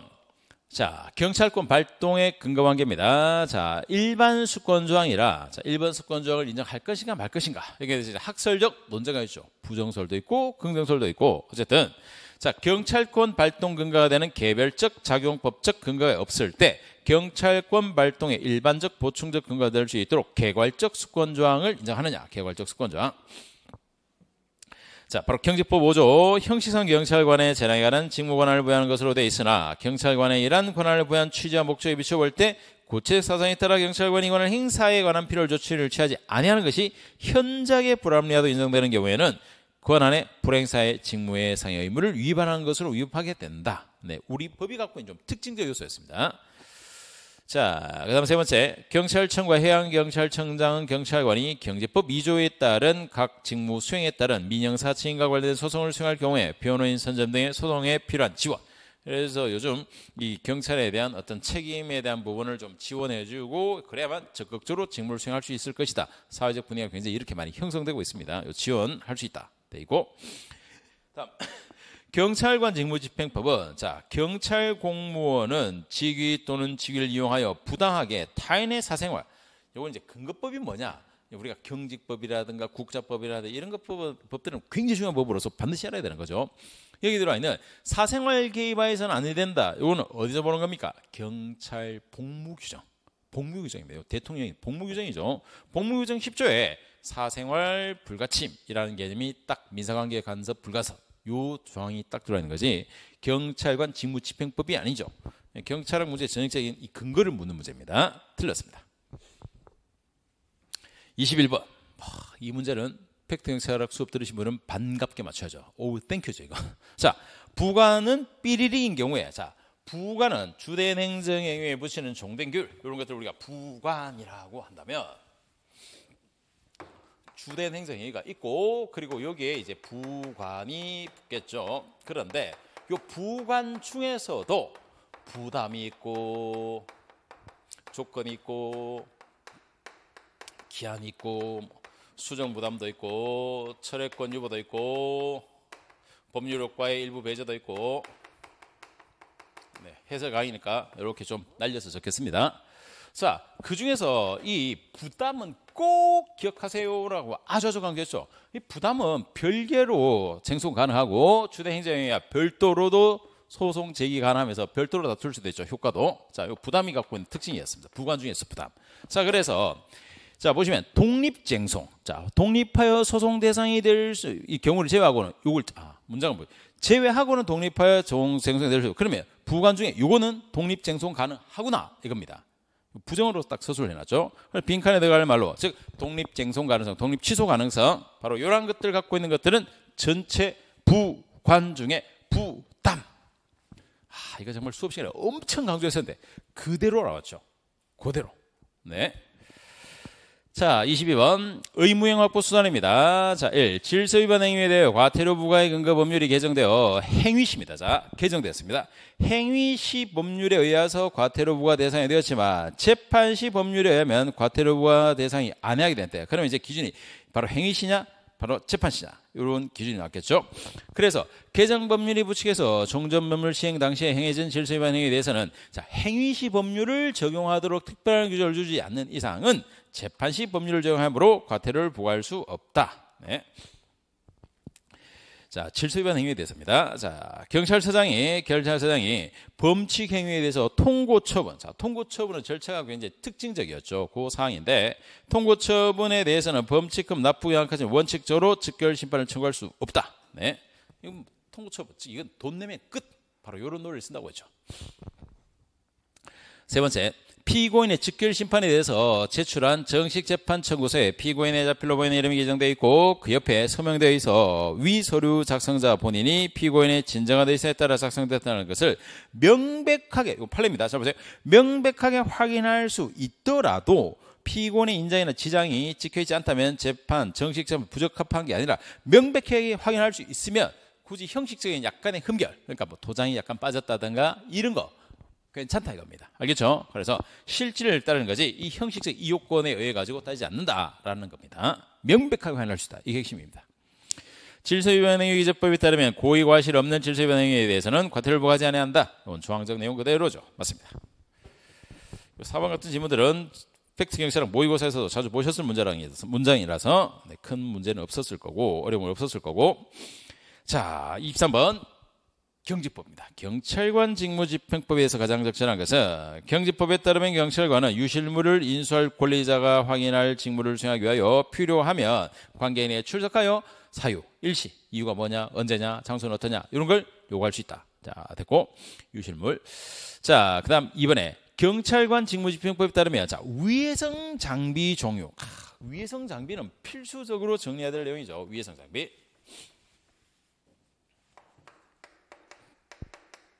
자, 위해성 장비를 신규 도입하고자 할 때 이건 주체 경찰청입니다. 경찰청 청장 수준에서 신규 도입할 때 어떻게 한다? 반드시 외부 전문가에 의한 안전성 검사를 받아야죠. 그리고 안전성 검사를 받고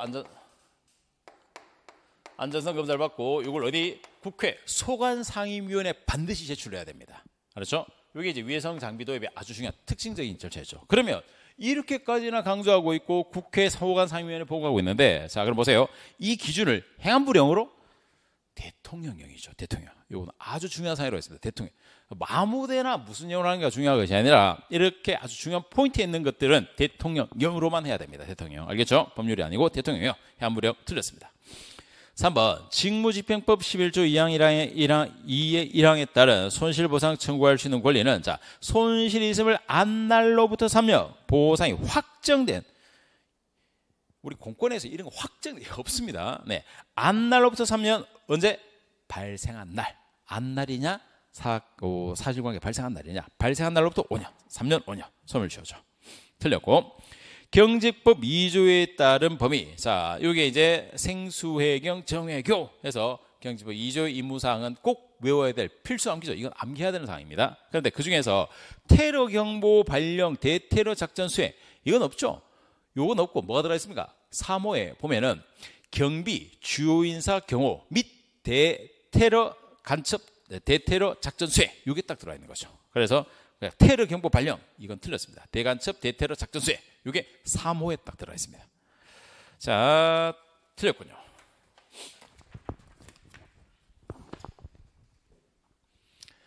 24번 문제 가보죠. 자, 24번 문제입니다. 경직법상 자, 적절한 것은 했는데 자, 판례까지 고려한다면 경찰병력이 대집행, 형정 대집행 직후에 A자동차 희생자 추모와 해고자 복직을 위한 범국민 대책회의가 또다시 같은 장소를 점거하고 물건을 다시 배치하는 것을 막기 위해 당해 사건 장소를 미리 둘러싼 뒤에 A차 대책위가 같은 장소에서 기자회견 명목을 집회를 개최하는 것을 불허하면서 소극적으로 제지하는 것은 범죄 예방을 위한 즉 소극적이지 하지 말라 이거죠. 예방을 위한 행상 즉시 강제로서의 적법한 공무집행 행위에 해당한다. 이게 핵심 판례로서 들어왔던 판례입니다. 21년도 판례인데 바로 거기에 해당했던 판례 내용이고 자, 이번에 아동학대 범죄 등의 처벌에 관한 특례법에서 아동학대 범죄가 행하려지고 하거나 행하려지고 있어 타인의 생명 신체에 대한 위해 발생의 우려 자, 명백하고 긴급한 상황. 자, 요건이 다 갖춰졌죠. 경찰관이 그 위해를 예방하여 진압하기 위하여 행위 또는 범인의 검거 과정에서 경찰관을 향한 직접적 유형력 행사에 대응하는 행위를 하여 그로 인하여 타인에게 피해가 발생한 경우에 그 경찰관의 직무 수행에 불가피한 것이고 필요 최선의 범위에서 이루어졌으며 해당 경찰관의 고의 또는 중대한 과실이 없는 것일 때는 자, 여기입니다. 형을 감경하거나 면제한다. 한다 보면 어때? 기속으로 해야만 되는 거죠. 그게 아니라 이럴 경우에는 할 수 있다죠. 우리가 해야 한다와 기속과 재량의 구별입니다. 굉장히 중요한 차이죠. 면제한다가 아니라 면제할 수 있다. 그래서 2번이 틀렸고 3번에 경찰관은 자, 형사처벌의 대상이 되는 행위가 눈앞에서 막 이루어지려고 하는 것이 주관적으로 인정될 때 자, 경찰관이 직무를 수행할 때 이런 주관성의 판단 이렇게 의존시키는 기준은 없습니다. 객관적으로 알겠죠? 평균인의 관점 이런 걸 사용하는 거죠. 그래서 주관이 아니라 객관적으로 인정될 수 있는 상황이어야 되고 그 행위를 당장 제지하지 않으면 인명, 신체 중요한 위해를 미치거나 재산 손해를 끼칠 우려가 있는 상황이어서 직접 제지하는 방법 외에는 결과를 막을 수 없는 급박한 상태일 때만 저기 꼭 형사처벌의 대상만 그리고 또 만도 문제가 있습니다. 이럴 경우에만 예방적 조치를 할 수 있으니까 자, 제지의 적법 위에 제지를 할 수 있다. 자, 그래서 여기에 주관적으로 하는 것이 아니라 특히 이러한 상황에 대해서는 바로 객관적으로 다뤄줘야 되겠죠. 객관적 판단이 인정될 수 있는 상황이어야만 됩니다. 또 판례 지문을 그대로 지문으로 활용한 케이스고 4번에 경직법 1조 2항에서 경찰관의 직무권은 그 직무 권한에 수행에 필요한 최소한도에 행사돼야 되고, 자, 여기까지 괜찮은데 비례 원칙을 명시로 규정하고 있는데 이는 경찰 행정에 의해서 헌법상의 과소보호가 아니라 과잉금지 원칙이죠. 과잉금지. 예? 과잉금지 원칙에 대한 겁니다. 과소보호금지가 아니라. 그래서 4번도 틀렸죠. 자, 정답은 1번이 되겠습니다. 25번 개인정보보호법. 개인정보보호법을 걷는 게 조금 범위적 측면에서는 약간 한 반발짝 정도 나간 상으로 판단되고 있습니다. 지금 원래 문제에서. 자, 개인정보보호법 참고 자료로서는 봐뒀어야 될 법입니다. 자, 적절하지 않은 것은 살아있는 개인에 관한 정보로서 성명, 주민등록, 영상 등을 통하여 개인을 알아볼 수 있는 정보는 개인정보 정의인데, 두 번째, 개인정보 처리자란 업무를 목적으로 개인정보 파일을 운용하기 위하여 스스로 또는 다른 사람을 통하여 개인정보를 처리하는 공공기관 법인단체. 세 번째, 주체는 자신의 개인정보 처리와 관련하여 개인정보의 처리, 정지, 정정, 삭제, 파기를 요구할 권리를 갖고 있고, 네 번째, 자, 익명처리란 개인정보의 전부를 삭제, 일부를 대체하는 등의 방법으로 추가 정보 없이는 특정 알 수 없다. 요건 익명처리가 아니라 정의 규정에 따르면 개인정보보호법에 이게 바로 가명처리입니다. 가명처리. 우리 익명처리 이건 신문적 용어고, 알겠죠? 가명처리입니다. 특정 정보, 추가 정보 없이는 특정 개인을 알 수 없다. 이게 가명처리라고 불러주는 거죠. 그리고 25번은 조금 논외적인 문제였죠. 네, 이 정도로 조금 실제에서는 많이 부딪혔을 겁니다. 자, 26번 심판법입니다. 심판도 어렵지 않다라고 말씀드렸죠. 그래서 나올 것들이 그대로 나와서 너무 당연한 문제입니다. 사실은 맞출 수밖에 없은 팩트 경찰 투데이에서 당연히 맞춰야 되는 문제인데, 자, 대통령의 처분 또는 부작위에 대하여 다른 법률에서 행정심판을 청구할 수 있도록 정한 경우 외에는 청구할 수 없다. 대통령의 처분 부작위는 우리가 행정심판은 행정부적 작용이기 때문에 대통령에 대해서는 바로 이 규정적인 적용 범위에서 즉 3조 2항에서 이렇게 별도 규정을 딱 두고 있습니다. 자, 요거 하나. 두 번째, 취소 심판은 당사자의 신청에 의하여 행정처의 위법 부당한 거부 처분이나 부작위에 의하여 일정한 처분. 우리가 소송과 달리 행정심판에는 어떤 게 있죠? 취소 심판이 있고 무효등 확인 심판이 있고 또 의무이행 심판이 있습니다. 부작위 위법 확인 소송이 아니라 의무이행 심판. 의무이행 심판. 이건 행정심판이기 때문에 하는 거고, 소송에서 이게 안 되는 게 우리나라 소송구제 아주 특징점이라고 아주 강조했었죠. 바로 이걸 문제낸 겁니다. 지금 이건 취소 심판이 아니라 부작위에 대해서 일정한 처분을 하도록 하라? 의무이행 심판이죠. 의무이행 심판 규정이에요. 틀렸습니다. 3번 처분 또는 부작위에 대해서 행정심판 청구서를 제출하라. 말로서. 아니, 행정심판을 청구하는 말로서? 여러분, 정보공개 청구를 말로 해야 된다고 했죠. 구두로도. 알겠죠? 하지만 이의 신청이라든가 심판 같은 소송 이런 것들은 다 문서입니다. 문서. 말로 안 됩니다. 4번 행정심판위원회 심판 청구가 이유가 있다고 인정되는 경우에도 이를 인용하는 것이 공공보건에 크게 위배된다고 인정되면 그 심판 청구를 기각하는 제기를 해야 된다. 이게 아니고 하여야 한다가 아니고 정확하게는 이걸 할 수 있는데 또 하나 전제가 있죠. 요 4번이 설명하고 있는 심판 청구가 이유가 있는데도 인용하지 않고 이유가 있어요. 자, 이유가 있는데 그래서 뭐 한다? 그러면 인용해야 되는데 그렇지 않고 요 뒤에 서술 보시면은 인정하는 것이 심판 청구를 인정하면서 그 심판 청구를 인용하지 않고 기각해버리는 거, 요걸 우리가 뭐라고 불렀습니까? 그렇죠. 사정재결. 사정재결. 이 사정재결, 사정심판 시험에 꼭 나오니까 보세요, 보세요라고 매번 강조하고 파이널 정리에서도 특강에서 강조했죠. 야, 이 사정재결.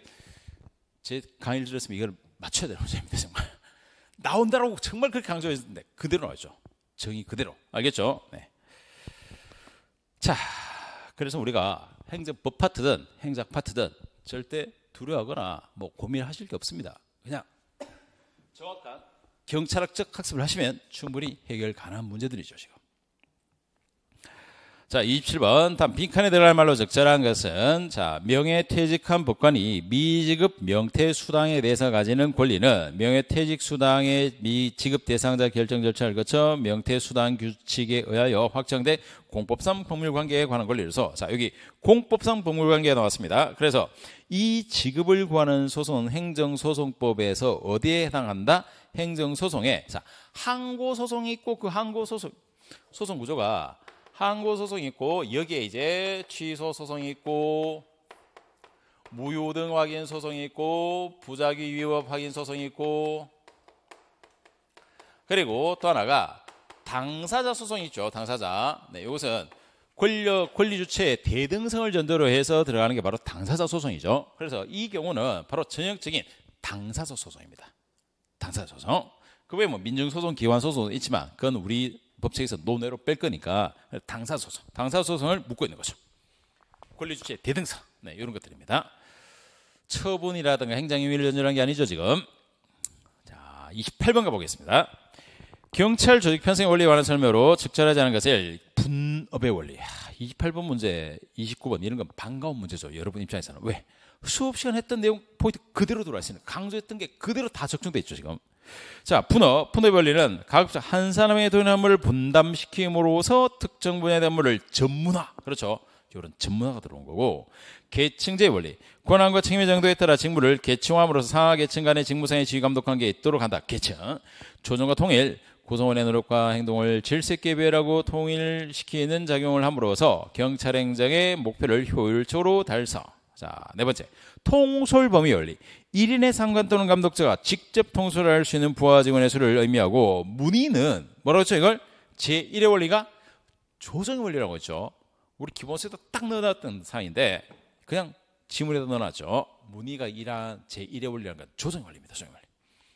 이름 문제에서 만약에 혹시라도 이번 시험에서 혼동을 겪으셨다 한다면 이건 좀 기본적 학습이 좀 부족한 상태입니다. 그리고 수업 때 아주 강조했던 것들이 그대로 시험 포인트로 들어오고 있기 때문에, 그래서 경찰학은 경찰학 강의를 토대로 해서 정확한 공부를 하시면 충분히 고득점 할 수 있는 게 이번 2차에서 난이도 높아졌지만 그대로 드러나고 있죠. 자, 29번. 자, 내용이론입니다. 자, 이거 내용이론과 동기부여에서 제가 뭘 구분하라고 했죠? 내용이론이 있고 또 하나는 과정이론이 있고, 이 두 개를 꼭 구별해야 됩니다. 근데 그걸 따당 내줬죠. 이건 그냥 땡큐하고 맞춰야 되는 겁니다. 메슬로 욕구 단계 5단계, 맥그렉 XY, 그리고 포터롤러의 업적 만족 이론. 이건 뭐였다? 과정 이론입니다. 그래서 브룸의 VIP론, VI 이론, 그리고 아담스 형평성 이론, 그리고 포터롤러의 이론, 이런 것들이 전부 다 과정 이론이죠. 학습 이론과 더불어서 나머지는 전부 다 내용 이론입니다. 팩트 경찰학에 바로 진가가 이런 것에 딱딱 들어오고 있죠. 자, 3번, 30번. 예산입니다. 야, 이 문제는, 자, 보세요. 연기준 예산제도는 전조 예산을 기준하여 점정적으로 예산액을 결정할 때 생기는 폐단을 시한다. 그래서 뭐한다?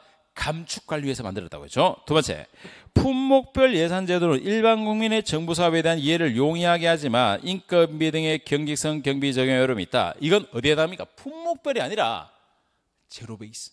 연기준 예산의 특징을 그대로 앞에 주어만 슬쩍 바꿔서 넣은 겁니다. 완전 뭐 장난 이런 거 그냥 페이크도 아니죠. 장난이죠. 네, 틀렸고. 3번. 자, 계획 예산의 핵심은 프로그램 예산 형식을 따르는 것이지 따르는 것으로서 기획, 자, 플래닝, 영어로 플래닝, 사업 구조와 프로그래밍, 그리고 예산, 버지팅을 연계시키는 시스템적 예산 제도이다. 이걸 보는 순간 여러분 감동하셔야 됩니다. 왜?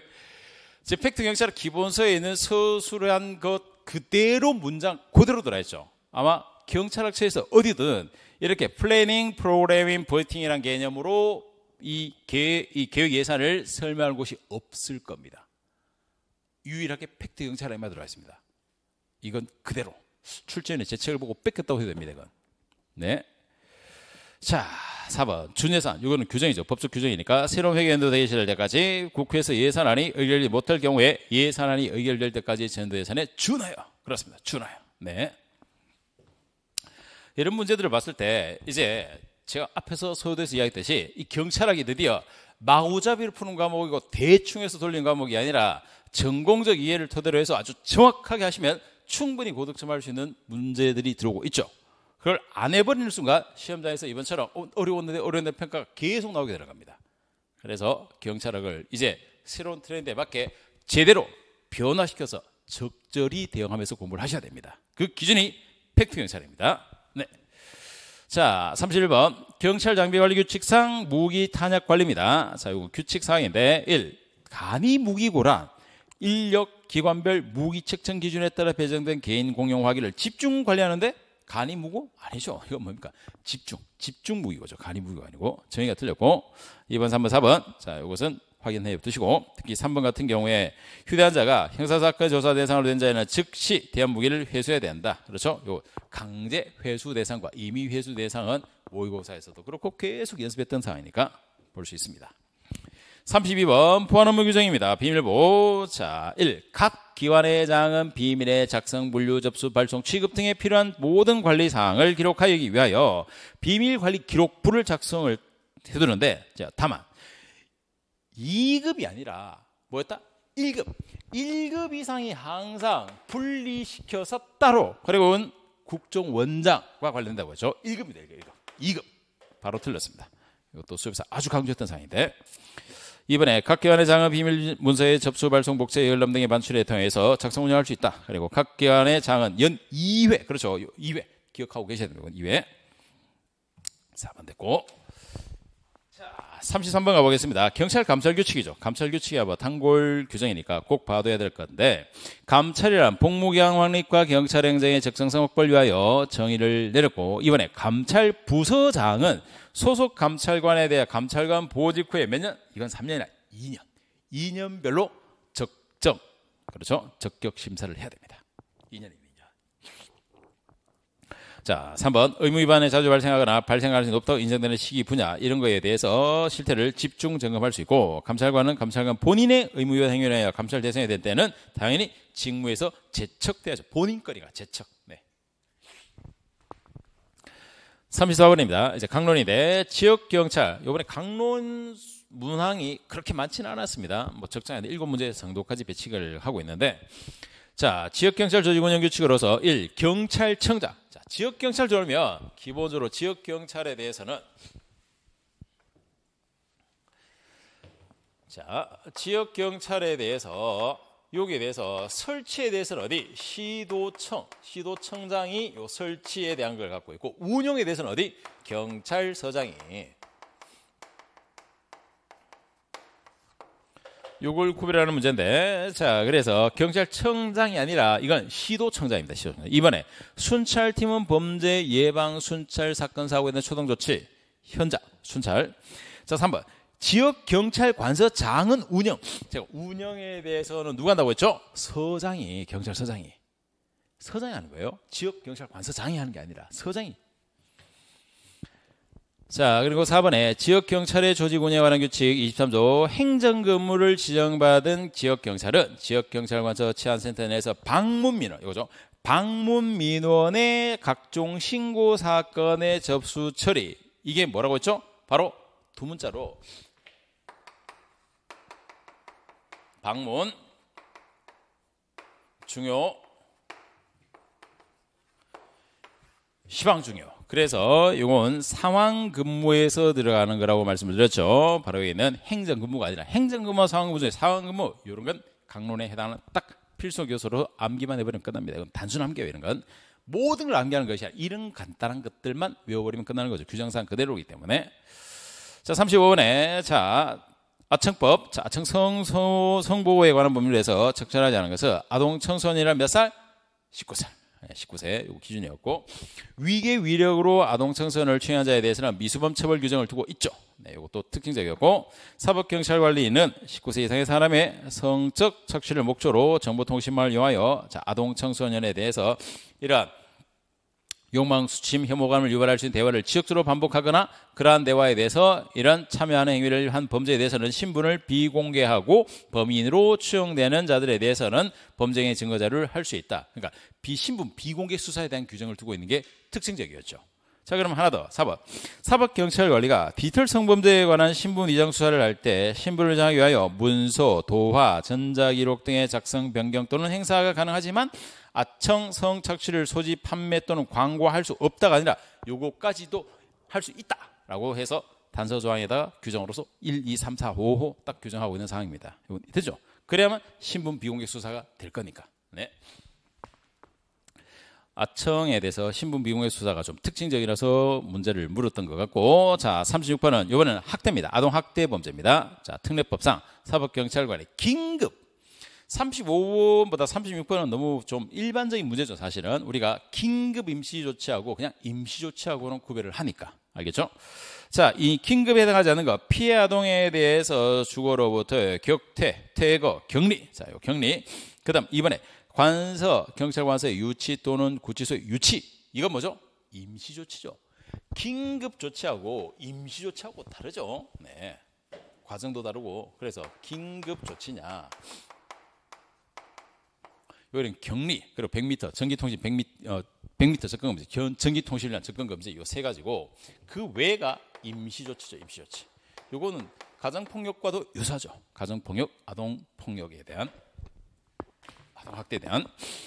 자, 그래서 2번이고 37번 도로교통법입니다. 적절하지 않은 것은 자, 판례가를 고려한다 하더라도 모든 차의 운전자는 예외 없이 터널 안에 주차해서는 안 된다.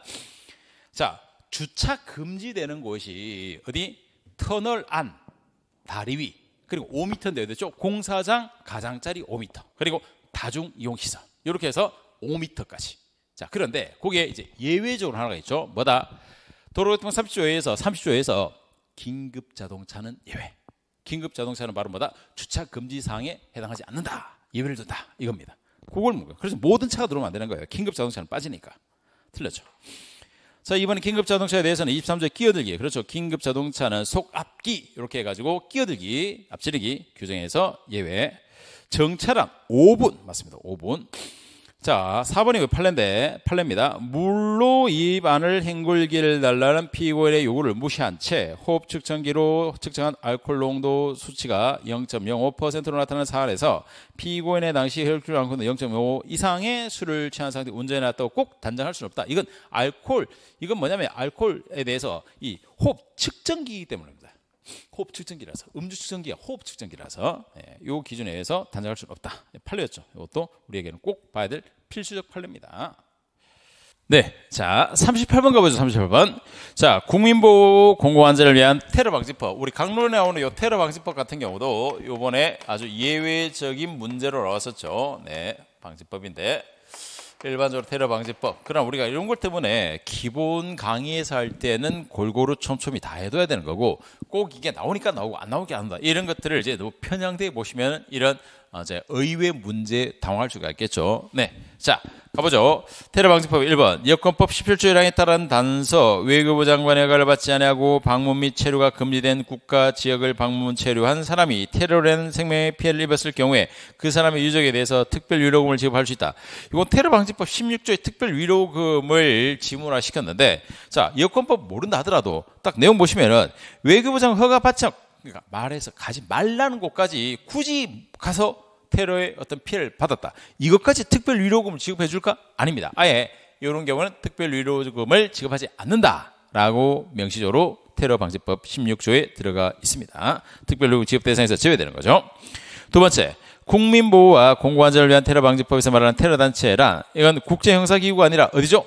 유엔. 이거는 우리가 기출에서도 그렇고 파이널 정리에서도 굉장히 많이 봤던 내용이죠. 그래서 이건 유엔이 기준이 된다는 점 확인할 수 있고 자, 3번에 대테러 활동을 추진하는 국가기관, 지방자치단체 그 밖에 대통령으로 정하는 기관의 테러 활동으로 인한 국민의 기본권 침해 방지를 위하여 국가테러대책위원회 소속으로 대테러 인권보호관 1명을 둔다. 네, 1명을 둔다. 이건 테러방지법 7조에 있는 인권보호관에 대한 내용으로서 이런 조문형 문제들은 이것은 한번 조문과 내용을 한번 확인해 두면 되는 겁니다. 이건 맞고. 자, 4번에 테러로 인하여 생명, 신체, 재산의 피해를 입은 생명, 신체, 재산, 명예 피해. 자, 이게 문제입니다. 명예 피해를 입은 국민의 관계 간섭은 즉시 신고해야 된다는데 이것은 자, 테러 방지법 15조 1항의 내용을 구조화시킨 건데 이게 뭐가 문제냐면 생명, 신체, 재산, 명예가 빠져야죠. 명예를 테러로 아닙니다. 명예는 제외시킵니다. 그래서 정답은 바로 3번이 되겠습니다. 자, 39번. 집회 시효하는 범위를 관한 설명으로 옳은 것을 모두 고르면 자, 집시법입니다. 기억. 질서유지인이란 관할 경찰서장이 집회 또는 시위 질서를 유지할 목적으로 서장이 합니까? 질서유지를 서장이 명해요? 아니죠. 주최자가. 기억 틀렸고. 니은에 집회 자유가 가지는 헌법적 가치와 기능, 자, 집회에 대한 허가 금지를 선언하는 헌법 정신, 신고제도의 취지 등을 종합하여 완전 판례죠. 판례 조문을 쭉 그려놨는데, 그래서 5개 집회 또는 시위를 헌법 보호 범위에 벗어나 개최가 허용되지 않고 집회 시위라고 단정할 수는 없다. 네, 그래서 요 집회 신고에 대해서 판례를 들었고, 어떻게 보세요? 관할 경찰서장은 5개 집회 시위 신고서의 기재사항에 미비한 점을 발견하면 접수증 교반대로부터 신고하면 바로 접수증 주는 건데, 보안에 대해서 어때? 24시간, 이건 숫자 장난이죠. 이건 필수 암기입니다. 12시간에서 24시간, 12시간, 24시간이지 24에서 48시간이 아니죠. 틀렸습니다.